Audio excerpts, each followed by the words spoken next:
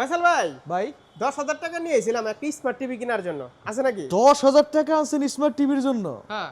তোর মিয়া 1 2 3 ধরেন এটা কোন কি আবার?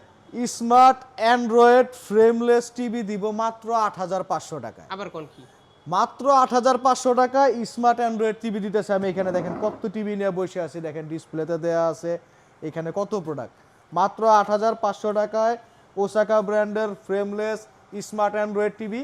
এই যে দেখেন টিভিটা হ্যাঁ, ডিসপ্লেতে করা আছে। খুব সুন্দর টিভি। আর যদি মাত্র 2 থেকে 2,500 টাকা বাড়াইতে পারেন সম্পূর্ণ 32 ইঞ্চি স্মার্ট টিভি পাবেন।